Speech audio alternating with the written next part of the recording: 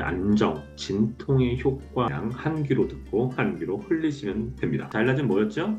우유 색깔로 되어 있는 우유 주사하고 통나무를 이용은 장시간에 걸쳐서 방치하는 일들이 흔히 발생해요. 네, 후회가 돼요. 동물을 기른다, 동물을 사랑한다, 동물을 좋아한다라고 하는 것은 기본적으로 그들의 고통받지 않도록 이제 다 그 일종의 마취제 일종들, 마취에 관여되는 약제들에서 제가 좀 말씀을 드리고 있어요. 개별 아주 간략하게 뭐 깊게 하지는 않으셔도 됩니다. 나중에 양학이나 뭐 이런 걸 전공하실 때 또는 의학을 전공하실 때 필요한 내용들이지만 알파 교감신경 흥분제라는 개념들이 있어요. 이건 이제 안정, 진통의 효과를 갖는 것들이고 많이 알려진 것들이 뭐 자일라진이라든지 또는 메테토미딘 같은 약제들이에요. 다만 약간의 부정적인 사례들이 있어요.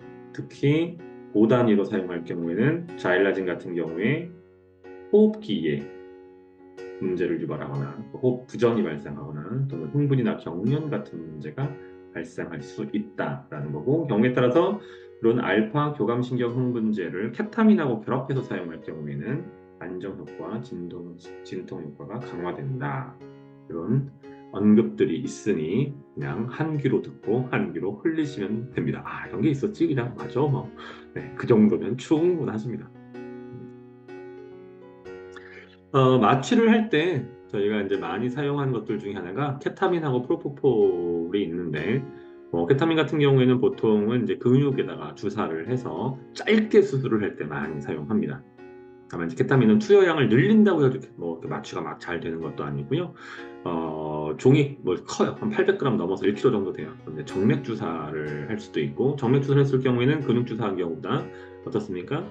네, 마취 유도 속도가 빨라지고 지속 시간도 길어. 그리고 이 과정에서 앞서 말씀드렸던 디아제펜 같은 것들을 갖다가 결합해가지고 복합 처방할 경우에는 어떻습니까? 복합 유도를 할 경우에는 네, 회복 과정이 전체적으로 부드럽게 이루어지고 근육 이완도 원활하게 이루어진다라고 알려져 있습니다. 다만 이제 케타민 같은 경우에 실제로 종별로 워낙 요구량이 달라가지고 머리가 좀 아파요. 네, 그다음에 너무 빨리 다량을 집어넣으면 어떻게 됩니까? 폐사할 수 있어요. 케타민 같은 경우는 앞서 저희가 봤던 자일라진. 자일라진 뭐였죠? 네, 자일라진은 알파 교감신경 흥분제죠. 이런 것하고 같이 결합해서 사용할 수도 있어요. 네. 자, 만약에 마취 시간이 더 필요하면 케타민을 더 추가적으로 넣어서 마취 시간을 연장할 수도 있습니다. 프로포폴 많이 들어보셨죠? 우유 색깔로 되어 있는 우유 주사하고 통나무를 이용은 이제 일종의 페놀 유독인데 정맥 IV 형태로 정맥에다가 주입해서 전신 마취예요. 저희가 보통 이제 그 병원에서 검진 받을 때 이거 놓고 자게 되는 거죠. 네. 어, 깔끔하게 깨고 빨리 마취가 된다라고 하는 특징, 뭐 마취라기보다는 진정이라고 하는 게 맞겠지만 효과가 있습니다. 일반적으로는 킬로그램당 10mg을 IV, 즉 정맥 주사합니다. 자, 이제 중요한 부분입니다. 어떻게 보면 여러분들은 마취보다는 진통이 더 중요하다고 할 수 있는데요. 네. 우리가 이제 앵무새를 기르면서 제가 가장 안타까운 것들 중에 하나가 이 동물들이 우리하고 다른 종이다 보니 분류군 자체가 완전히 다르다 보니 이 친구들이 느끼는 고통에 대해서 보호자나 사육자들이 잘 이해하지 못하는 문제가 있어요. 근데 행동학자다 보니 현재 수의학 내의 여러 분과 학문들 중에서 수의행동학이라고 불리는 분을 전공하는데 사람 따지면 정신과 플러스 심리학 정도라고 이해하시면 되고요. 근데 행동을 통해서 그들의 마음을 이해하는 게 제 전공 분야인데 앵무새 같은 경우에는 뭐 우리하고 워낙 다르다 보니 얼굴 표정 같은 게 거의 없잖아요. 물론 이제 깃털을 가지고 눈을 가지고 또는 부리를 가지고 표현을 합니다만 또는 소리를 가지고 얘네가 아프다 안 아프다를 잘 모르는 경우가 있어요. 그런 과정에서 얘네가 아픈 것을 모르고 장시간에 걸쳐서 방치하는 일들이 흔히 발생해요. 안타까운 일이 아닐 수 없죠. 네. 새도 통증을 느낍니다. 당연히 느낍니다. 우리랑 똑같은 수준으로 느낍니다. 그건 생선도 마찬가지예요. 사실. 네. 거의 모든 동물이 통증을 느낍니다. 우리라고 해서 특별히 통증을 더 느끼는 게 아니에요. 제가 지금도 많이 후회되는 것 중에 하나가 어렸을 때 이제 뭐 시골에서 뭘 알겠습니까? 막 4살, 5살 이럴 때 잠자리를 잡아가지고 잠자리 꼬리를 뜯어내고 거기에다가 그 밀집 같은 걸 꽂아가지고 날려보내고 이런 일들을 했었는데 있었는데 지금 생각하면 매우 후회가 돼요. 얼마나 큰 고통을 느꼈습니까, 잠자리가. 저는 그 당시엔 저한테 아무도 그것이 잘못된 행동이라고 얘기해 주는 사람이 없다 보니 뭐 5살, 6살, 뭐 한 국락교 1, 2학년 때까지도 그런 행동을 했던 것 같아요. 또는 그 개구리를 보면 개구리한테 돌을 던진다든지, 뭐 뱀을 보면 뱀한테 돌을 던진다든지, 시골에서 흔히 이제 어린아이들이 하는 행동이거든요. 뭐 올챙이를 잡아가지고 올챙이 배를 터뜨린다든지 그런 행동을 많이 했었는데 지금 이제 동물행동학자가 된 이후로는 정말 후회만급이에요. 제가 만약에 죽었는데 지옥이 있다라고 하면 저는 그 개구리나 그 잠자리들처럼 평생 반복적으로 당하지 않을까 싶은 두려움이 있을 정도. 그래서 여러분들도 동물을 기른다, 동물을 사랑한다, 동물을 좋아한다라고 하는 것은 기본적으로 그들이 고통받지 않도록 만드는 게 첫 번째예요. 그들을 행복하게 하는 건 그 두 번째예요. 네. 우선 고통받지 않도록 하는 게 중요하다는 말씀을 드리고요. 여기서 이제 수의사라고 얘기했지만 여러분들도 앵무새를 기르면서 어떤 앵무새에게 문제가 발생했을 때 그러한 병변, 그러한 상처, 그러한 부상이 앵무새에게 얼마나 많은 고통을 유발할지를 헤아리는 게 중요해요. 그래서 앵무새가 발톱이 빠져서 피가 나요. 그 얼마나 아플지. 여러분들의 발톱이 빠지고 얼마나 아파요. 앵무새 통증이 똑같단 말이에요. 차이가 없어요. 어떻게 하다가 앵무새의 날개가 부러졌어요. 그래서 날개가 처졌어요. 어마어마한 통증을 느낀다는 거죠. 물론 대부분의 경우 소형종들은 그걸 어떻게 할 방법이 없어요. 그냥 그대로 부목되고서 고정시키는 것이 최선인 경우가 많아요. 이랬건 저랬건 그것이 통증을 유발한다는 사실을 인정하고 이해하는 것이 중요하다고. 일반적으로 새가 이제 공격성이 높아지거나 또는 평소 같으면은 공격적인 행동을 보일 것 같은데 그렇지 않은 아주 수동적으로 바뀌는 등의 성격의 변화 같은 것들이 통증을 의미해요. 또는 계속 왔다 갔다 하거나 어떤 반복적인 행동을 하는 것도 통증을 의미해요. 원래는 그루밍, 프리닝이라고 하죠. 프리닝을 많이 했었는데 그 프리닝의 빈도가 줄어드는 것도 통증을 의미해요. 보통은 횃대에 잘 앉아있거나 또는 철망에 잘 매달려 있었는데 바닥에 주저앉아 있는 것, 통증을 의미해요. 엄청난 수준의 통증을 의미해요.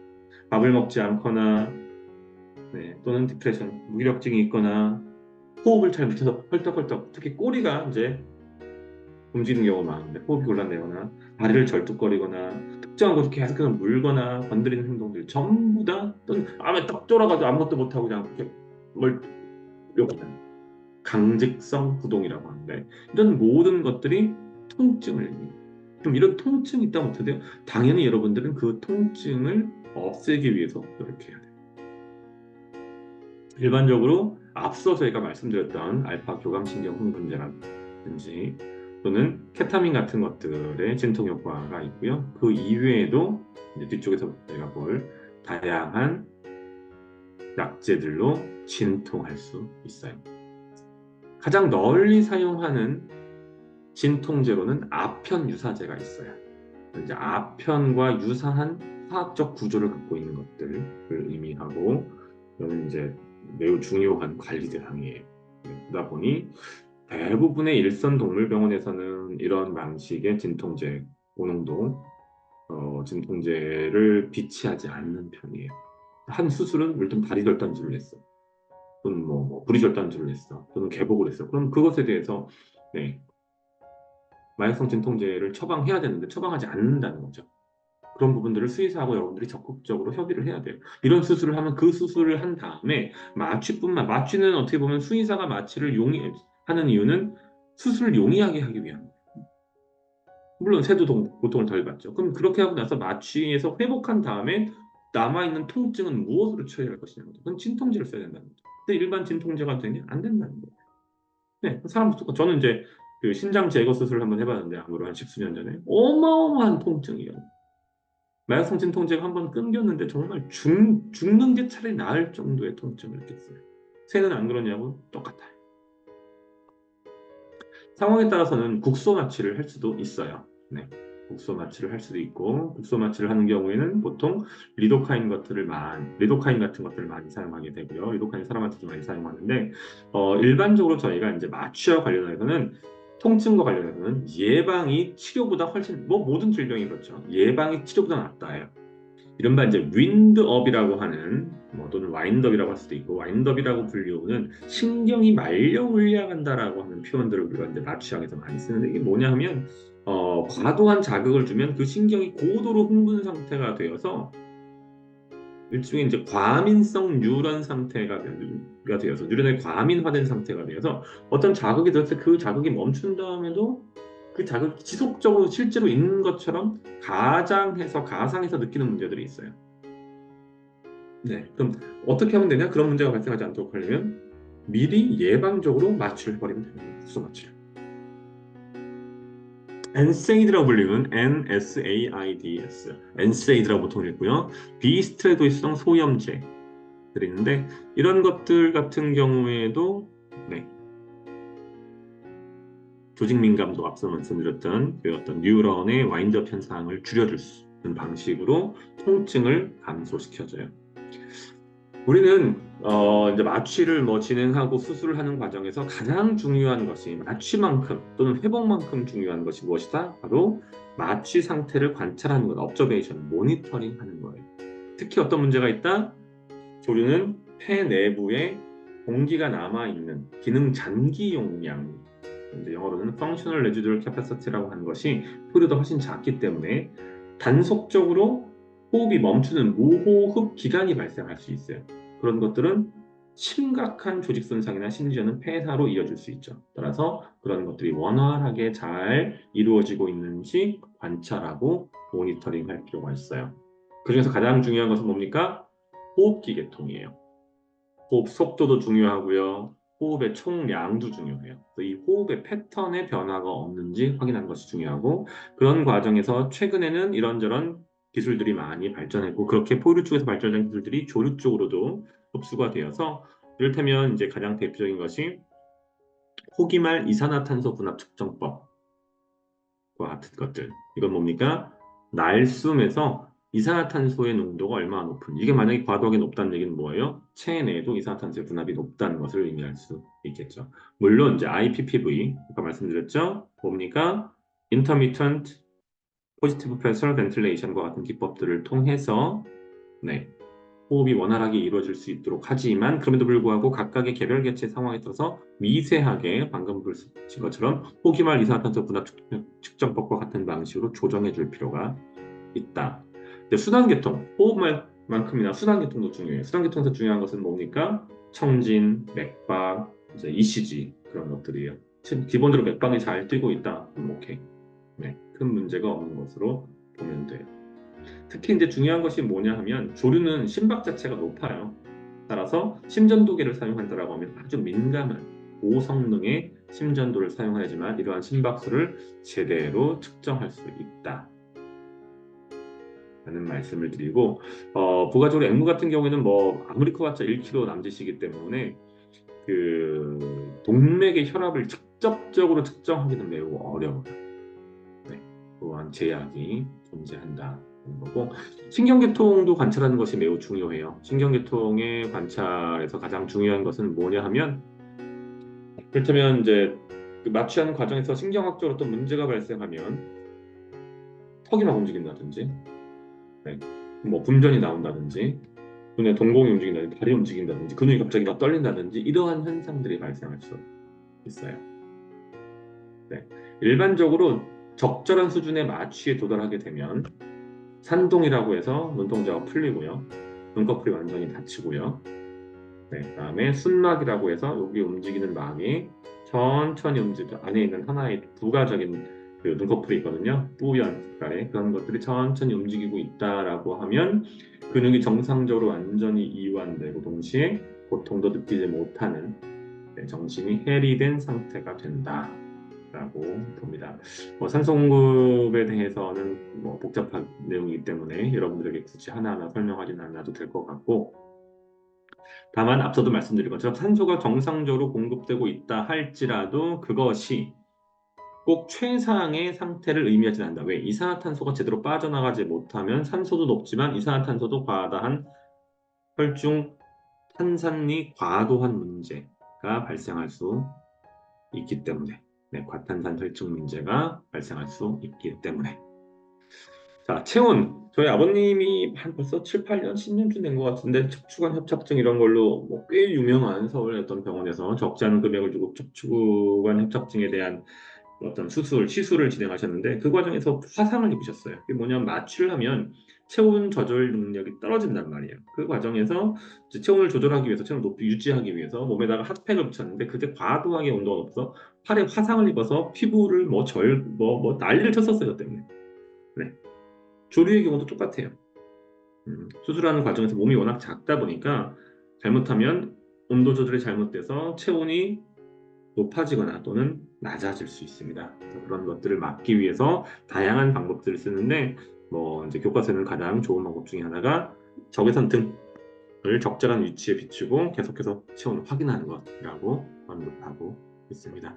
여러분들도 이제 아픈 새들이 발생했을 경우에 호스피탈 케이지에서 집에서 최소한의 어떤 조치를 할 때 기본적으로는 온도가 너무 높아도 안 되고 너무 낮아도 안 돼요. 너무 높으면 고체온으로 문제가 생기고 너무 낮으면 저체온으로 문제가 생겨요. 그럼 온도를 적절하게 유지하는 가장 좋은 방법은 뭡니까? 내부에다 탐침을 넣어서 이를테면 39도에서 41도 정도로 빨간색 램프 또는 벽에다가 히팅 패드를 붙이고 맞춰서 적절하게 꺼지고 켜지도록 하는 거. 다만 그것을 100% 믿지는 마시라. 항상 수동으로 확인하실 필요가 있다라는 말씀을 드립니다. 자, 이제 마취가 끝났습니다. 그럼 마취가 끝나면 어떻게 하면 될까요? 회복하게 되겠죠. 통상의 경우 마취가스 공급이 끊기고 양압호흡이 계속되고 있으면 금방 새가 마취해서 회복하게 돼요. 네. 그러면 일단 마취가스를 잠그고 마취 서킷에서 빼낸 상태에서 호흡 튜브를 깨끗한 산소로 씻어줘서 그 안에 잔류하고 있는 마취가스를 완전히 없애버리고 100% 산소를 공급해서 회복을 유도하면 큰 문제가 없습니다. 그리고 마취가 깨는 과정에서 이렇게 움직일 수 있어요. 경련일 수 있어요. 그걸 이제 우리는 전문용어로 섬유 속연축이라고 하는데 그런 문제가 발생할 수 있고 이 과정에서 이 근섬유가 빠르게 수축하고 전신되는 과정에서 심음이 잘 안 들리는 상황이 발생할 정도로 큰 소음이 발생해요. 그리고 좀 더 회복하게 되면 퍼덕퍼덕거리다 다리를 움직이게 되는데 이때는 빨리 삭관한 튜브를 빼내야 돼요. 안 그러면 어떻게 돼요? 이걸 씹어서 안으로 들어가서 기도 폐색이 되는 심각한 문제로 이어질 수 있습니다. 그럼 또 맞춰야 됩니다.